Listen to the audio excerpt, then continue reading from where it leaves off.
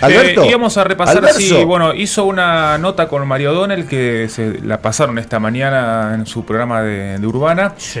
Y vamos a tomar 3 fragmentos, nada más para que yo creo que son los centrales. También habló de la proscripción de Cristina, habló de la Corte Suprema, habló del pedido de juicio político, pero por ahí, como decimos aquí, son cuestiones que no salen de la interna del Frente de Todos, pero estos 3 fragmentos que tenemos son más o menos cuestiones que a todos nos interesan porque nos impactan directamente. Vamos con el primero.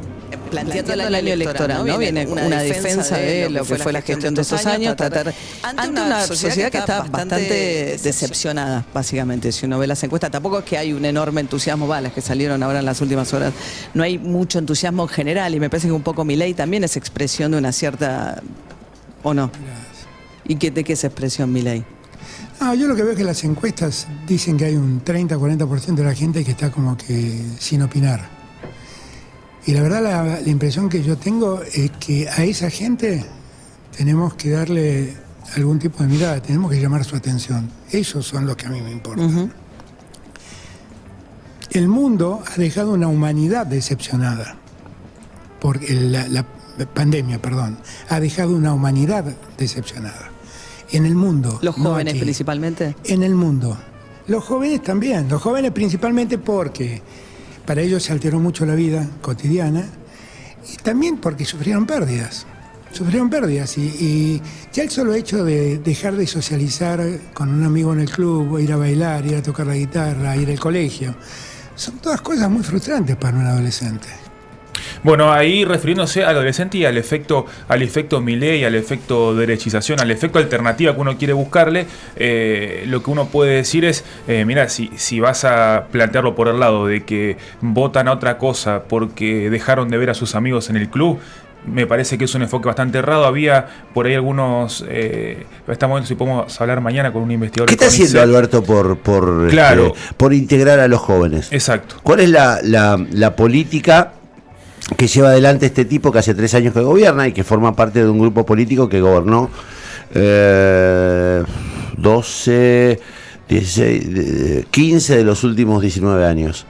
Digamos, ¿dónde están las políticas de inclusión? ¿Dónde están las políticas que hacen que los pibes tengan posibilidades de crecer en clubes, de estar integrados a grupos sociales, de trabajar, digamos, de ser incluidos efectivamente y de no terminar convencidos en la a mi juicio, la tontería mágica del liberalismo extremo de un tipo como Milei?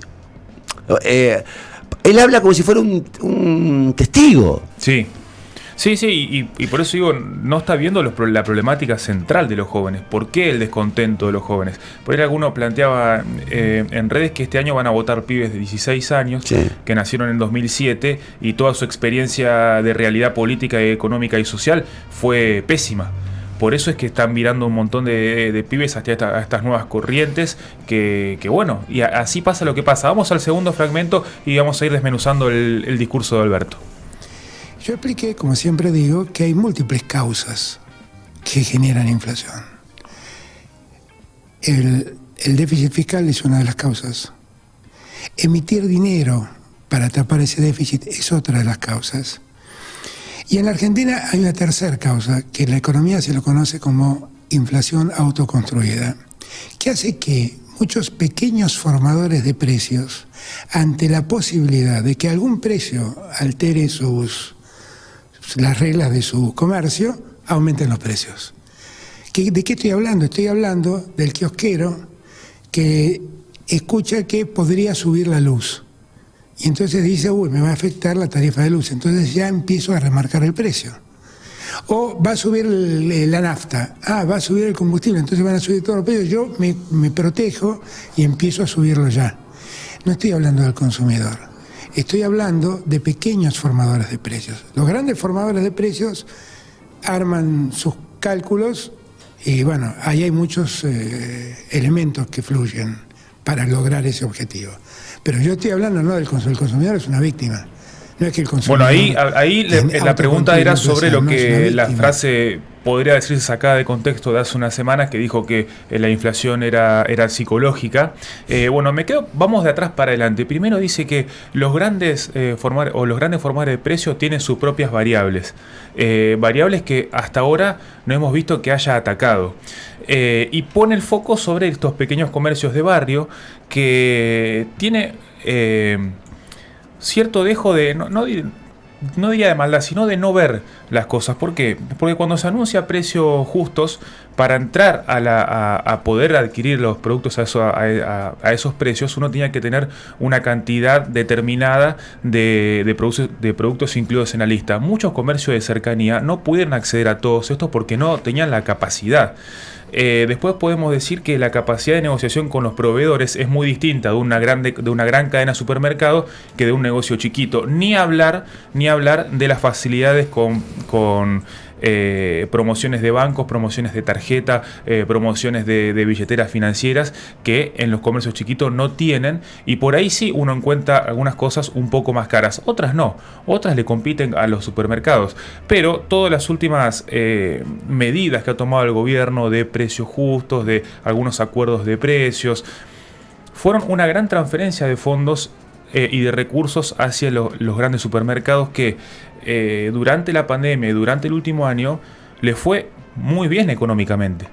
Ayer lo dijo como con orgullo Massa, o antes de ayer, no sé cuándo dio la conferencia de prensa de la presentación del nuevo plan. Dijo, bueno, la gente ha vuelto a comprar en los supermercados gracias al esfuerzo de los precios justos. Bueno, macho, en realidad lo que hiciste fue beneficiar a todos los tipos que vienen, que vienen especulando, y le estás arruinando la vida a los pequeños comerciantes. Totalmente, y empecé atrás para adelante porque después él dice que según él son 3 las causas de la inflación. Después nombra el déficit fiscal, que el año pasado intentaron cumplir con las metas del fondo. Daba 2,5 y terminamos con un año de 2,4 de déficit fiscal, pero tampoco se ve una reducción, y lo vimos con Claudio Fernández Macor en las distintas cápsulas acá, que se recortó por abajo por el gasto social, se recortó por el gasto a algunos ministerios importantes, y en el presupuesto de este año, donde se recorta es en turismo, deporte, en economía, en salud, en transporte, en ambiente, todos lugares sensibles, y vimos que no se recortó ni en asistencia a algunos sectores de la industria argentina, ni en la condonación de impuestos para el año que viene para algunas exportaciones. Entonces vemos a dónde se está beneficiando y dónde se está recortando en cuanto al déficit. Y en cuanto a la emisión, bueno, ya de más hemos estado hablando de lo que fue la emisión monetaria durante la pandemia para poder, hacerle frente a una situación económica muy gravosa, pero después, durante el 2022, siguió la tendencia en emisión monetaria que produce inflación, como nos explicó el profe Macor. Y ahora ya lanzaron el billete de 2.000, se está evaluando el de 5.000 y el de 10.000, pero poner el foco de la inflación por ahí en esos pequeños negocios de barrio, aduciendo que es psicológico, y encontramos un error. Y vamos a la tercera fragmento y lo analizamos. Cada uno tiene derecho a pensar lo que quiera, decir lo que quiera. Yo tengo derecho a mostrar lo que pasó. Lo que pasó es que yo firmé con el fondo. La Argentina creció 5,5 puntos por lo menos. Creamos 1.600.000 puestos de trabajo. El gasto en salud se expandió. El gasto en obra pública se expandió. El gasto en vivienda se expandió. En ciencia y tecnología invertimos $100 millones por primera vez en la historia argentina en aparatología para el desarrollo científico y tecnológico. Y aumentamos el presupuesto también de ciencia y tecnología. ¿Dónde está el ajuste? No lo sé. Yo no lo encuentro. Bueno, el ajuste, ¿dónde está? ¿Dónde puede estar el ajuste? Vamos a verlo y a grosso modo, sin entrar mucho en detalle. Es cierto, el PBI creció un 5%, pero si nosotros creció después de comparado con el año pandemia. Con el año pandémico. Sí. Exacto, pero si uno va a los datos de pobreza, los datos de pobreza están, según la consultora, porque los del INDEC todavía no están oficiales, lo del completo del año pasado, pero están entre un 40 y un 50% de pobres. Entonces, si el Producto Bruto Interno aumentó, pero la pobreza también aumentó, quiere decir que ese crecimiento del PBI no fue a parar a las clases medias, medias bajas y bajas. No está ahí. Entonces, ¿a quién está beneficiando el plan de gobierno, por lo menos económico? Son preguntas que uno surge. Si vemos el presupuesto del año 2023, el 24,2% del presupuesto va al pago de la deuda. Sí. Es de los únicos ítems que aumenta respecto al presupuesto del año anterior. El resto, todos menos. Entonces, bueno, son decisiones. Pero a la hora de escucharlo como logros, uno dice, pará, me decís logro en 1.600.000 puestos de trabajo. Sí, pero el empleo informal aumentó un montón. Uh-huh. Me decís lo de la inversión pública. Bueno, pero para el presupuesto del año que viene son todos recortes. La pobreza está mucho mayor. Entonces, bueno, de esos tres puntos me parece que va lo que habló Alberto. Inflación, me parece que va sobre los logros o los que considera logros, y una pata importante que es la proyección hacia las elecciones del 2023, que tiene un público para seducir o para volver a que le interese la política o para atraerlo al frente de todo y que no derive, Juntos por el Cambio o en la Libertad Avanza con Milei. A mí lo que siempre me hace ruido de este señor y en general de todo el oficialismo y de los oficialismos, no necesariamente de este oficialismo, sino de todos, es la falta de autocrítica. Es la ausencia de esa palabra, no, la verdad que le erramos en tal lado, tuvimos dificultades con tal cosa, no hicimos tal otra. Esta idea de que en realidad ellos hacen todo bien y te tiran esos números que son absolutamente incomprobables, que yo los veo en la publicidad. Mirá, le agregamos no sé cuánto a no sé cuántas viviendas. Digo, la gente tiene dificultades con la vivienda, la gente que alquila no tiene cómo acceder a una vivienda. ¿De dónde habla? ¿Quiénes son? Porque yo lo único que escucho de todos mis amigos de clase media es que no pueden alquilar. No. Que no pueden ni hablar. O sea, este es un país sin crédito. Bueno, y nadie tiene repregunta eso, Mariano le sí. repregunta, porque le dice, bueno, pero esas viviendas que entrega el gobierno son para sectores vulnerables. Ahora, ¿qué medidas hubo para la clase media que tiene ingresos más altos de esos sectores vulnerables, pero que tampoco accede al crédito? Les es imposible comprar. Uh-huh. Le dice, bueno, los planes Procrear y demás. Pero también es muy difícil acceder a un plan Procrear. Entonces... ¿Cuál es el plan Procrear? A ver, Salo, vos que tenés posibilidad de acceder a un plan Procrear. No, es imposible. Es imposible. Laucha, vos que no tenés casa. Me estoy volviendo loca porque me tampoco. aumenta el alquiler el mes que viene, eso te decía fuera del aire. Y estoy viendo cómo equiparar, no tengo esos ingresos para el nuevo precio del alquiler. ¿Me entendés? Estoy viendo eso. En mi cabeza estoy analizando eso. Por eso digo, a mí me parece que lo que le pasa en general, creo que en general le pasa a la clase política que gobierna, que viven en un frasco, no tienen dimensión de la ofensa que generan cuando sí. Los escucha la gente. Porque él cree que queda bien, pero el tipo que la está pasando realmente mal, porque no tiene nada que de lo que aferrarse. Que es, ayer me contaba un amigo que intenta sacar un crédito porque quiere organizar un evento en Santa Fe. Entonces, no hay crédito. Y los créditos son demenciales. Dice, no, te doy 5 millones, porque él está organizando un evento muy importante internacional de medicina. Te doy 5 millones. ¿Y cómo devuelve los 5 millones? Los devuelve con cuotas, 24 cuotas de 600.000 pesos. Claro, pues sí, si yo tuviera 600.000 pesos por mes que me sobran, no necesito un crédito de 5 palos. Claro. O sea que los créditos son para la gente rica. Claro. Sí. No para la gente que no necesita. Entonces vos no tenés crédito para vivienda, no tenés crédito para líneas de pyme, no tenés crédito. Y este tipo habla como, no, estamos creciendo. Yo entiendo que él tiene que defender a su gobierno. Ahora debería ser más moderado respecto a lo que proyecta como su ideal, su relato del gobierno. Porque por otra parte el relato de los otros kirchneristas es un relato desastroso sobre lo que está haciendo Alberto. No es que lo defiende todo el oficialismo. Y al mismo tiempo comprender qué le pasa al tipo que está escuchándolo. Pero pensé que ahí está la desconexión. Sí. Él no entiende lo que le pasa a la gente, que va al almacén de barrio y le siguen aumentando las cosas. Sí. No lo entiende. No va a la calle. Hoy contaba Jairo Straquia en Radio Con Vos que un grupo de empresarios hizo la prueba de mandarlos a los trabajadores de la empresa a hacer las compras a los barrios. Claro. Es que eso estaría genial. Bueno, entonces fueron al conurbano. Entonces fueron al conurbano y empezaron a comprar y dicen, che, no, pará, es mucho más caro. Y sí. Que lo que dice la lista de precios, es mucho más caro, porque iban al almacén ellos. Dice, no, pero ahora vamos a un súper. Sí, pero el súper queda acá a 40 kilómetros. Claro. O a 30 kilómetros, con lo cual hay gente que no tiene acceso a los precios justos. No tiene acceso. No tenemos. Claro. Nosotros tenemos acceso, que tenemos autos, que vamos al supermercado, que tenemos 5 supermercados alrededor, que tenemos los que vivimos en las ciudades, bueno, pero hay lugares. O si no, la alternativa puede ser que muchas veces te venden como en negro. Entonces no te están cobrando un montón de cosas y ahí quizás está el ahorro. Sí, hablo almacenes de barrio de lo más profundo, ¿no?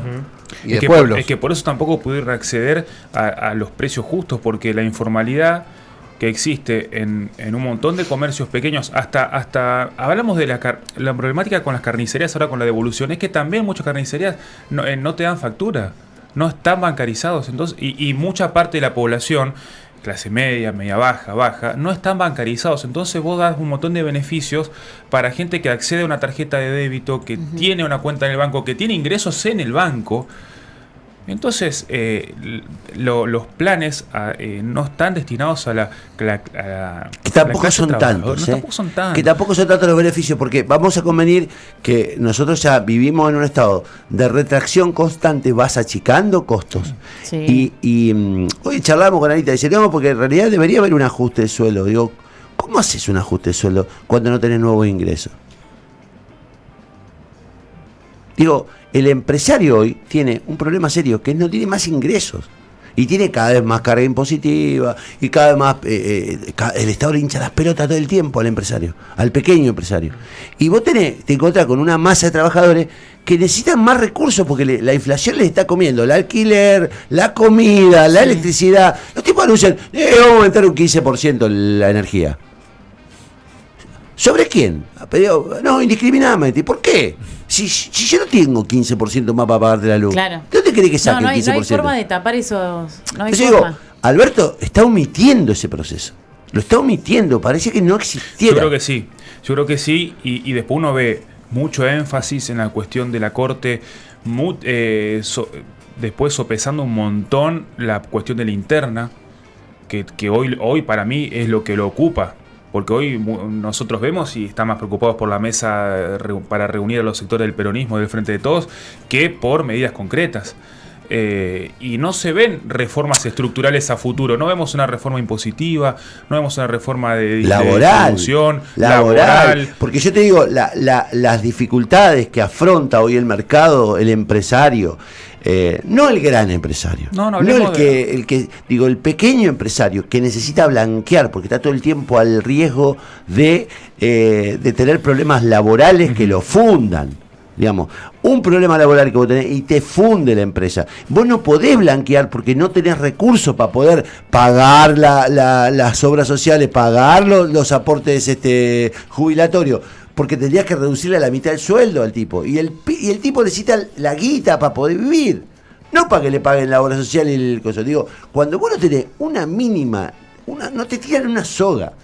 No, y lo que uno ve, como lo decíamos hoy con debates que no se dan, si uno no da el debate desde un lugar que se presume mejor, cuando venga el otro, que uno presume peor, y haga los cambios que vos no te animaste a hacer, pero a su manera, vamos a terminar en una flexibilización laboral feroz, vamos a terminar en bajar los impuestos, pero siempre que se bajan los impuestos son los que más tienen, los que menos pagan.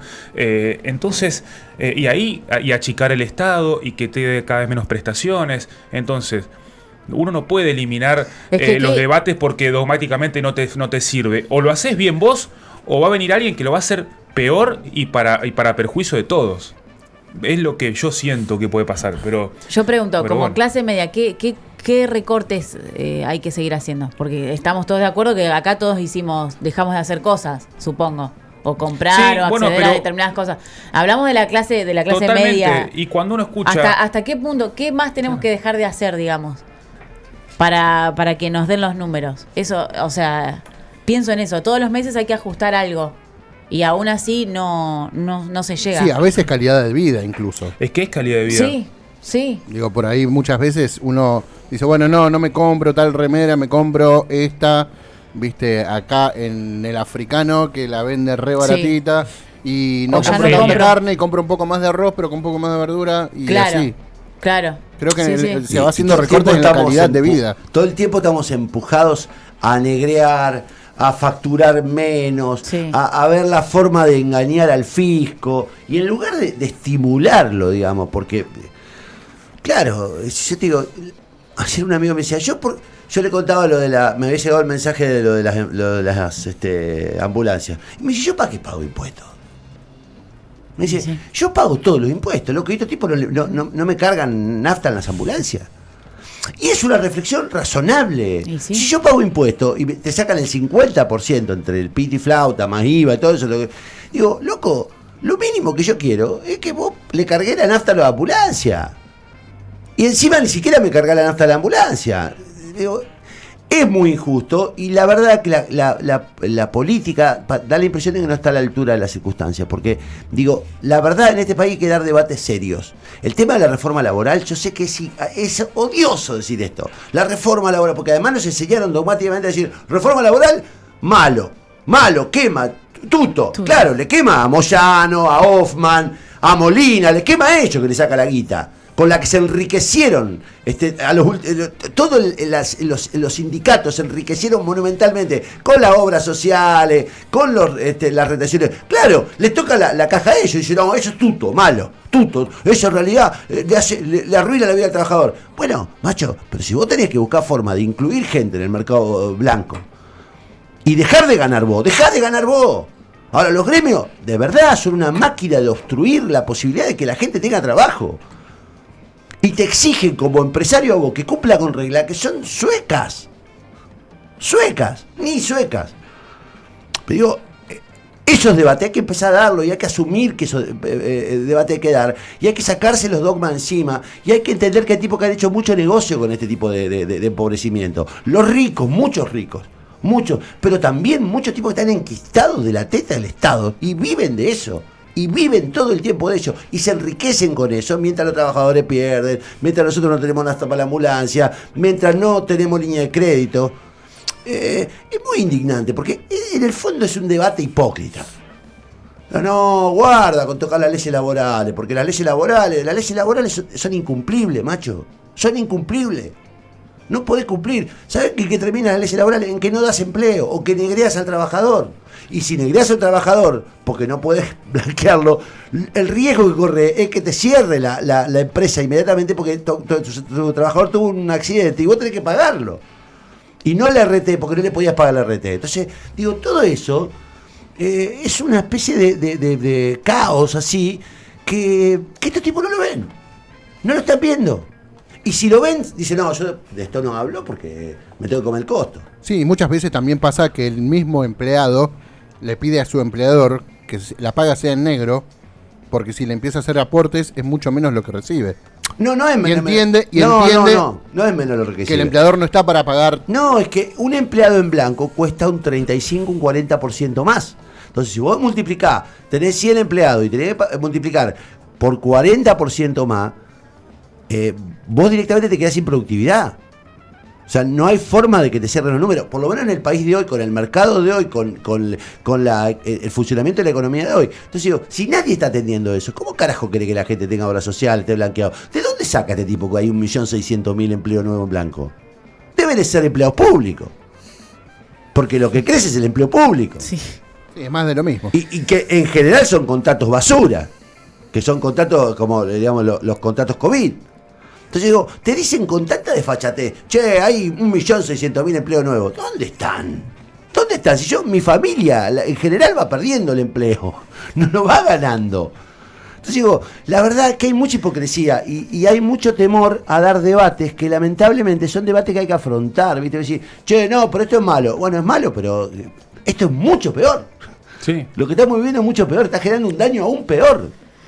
Entonces digo, hay que hacerse cargo de que hay situaciones que son antipáticas, jodidas, y que hay que abordar, y que entender que pueden durar 10 años, hasta que dentro de 10 años estemos acomodados y ahí ¿Vos decís podamos... que se puede acomodar? Sí, yo creo que sí. Este país... A ver, Salomé, lo hablamos siempre con...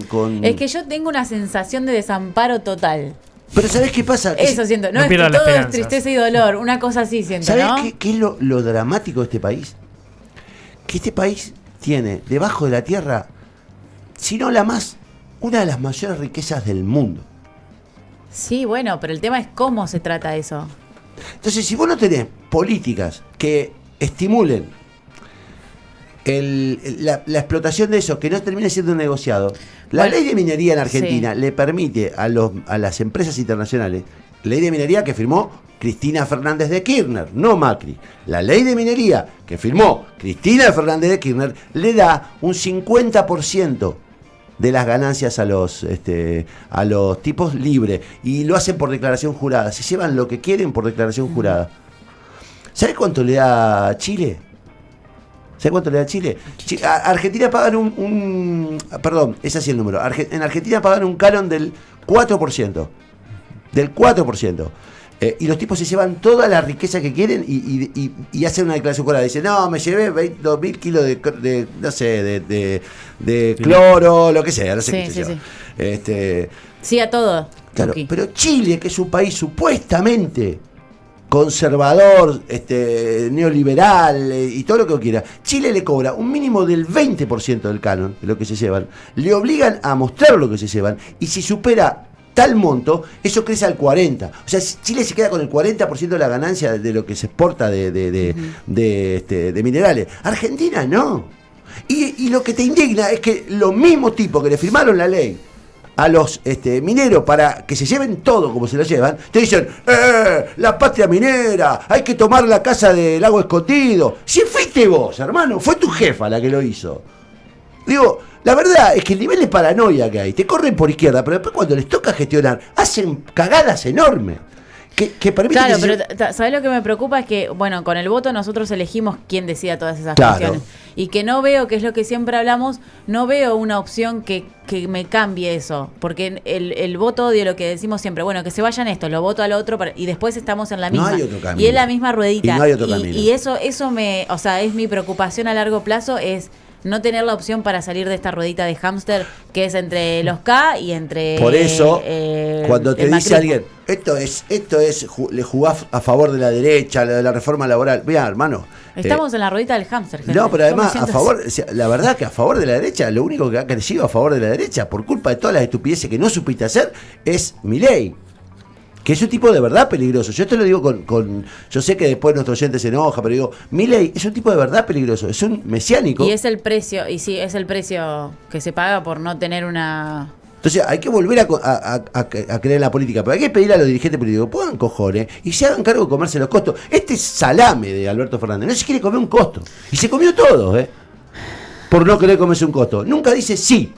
Nunca dice sí. Y cuando dice sí, al rato dice no.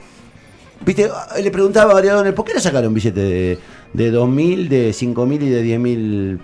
Porque se supone que cuantas más altas son las nominaciones de los billetes, vos estás reconociendo que hay más inflación. Sí. Entonces dice, no, sacámoslo de 2.000 porque en Lo realidad quiere desesperar a la gente. queremos reducir Todo va a valer 2.000 ahora. la mitad la mitad de la circulación de billetes. Sí. ¿Y pero por qué no sacó de 5.000 y 10.000? Claro. Bueno, ahora no, pero En ya breve. lo El mes que viene. En breve, en un par de El mes que semanas. viene, Te da ganas claro. de decirle, sos un boludo, Vos sos sabés un que imbécil, me hubo- estás tomando el No, pelo. Hubo un momento que no sé si es chistoso o triste que te lo conté, que Alberto hace un paralelismo con la coalición que armó Perón en el 73 y le dice... Te hablan de Perón. Pero escuchá, le dice... Perón sabía que eso era heterogéneo, no sé, bueno, cita una frase y Mariano le retruca, le dice, bueno, pero se lo terminó fagocitando en la interna Perón en ese gobierno que sabemos cómo terminó. Y él dice, yo no pienso perder un minuto de mi Bueno, carrera. esa es tu visión de las cosas, pero el segundo gobierno, el último gobierno de Perón terminó en un desastre. Isabel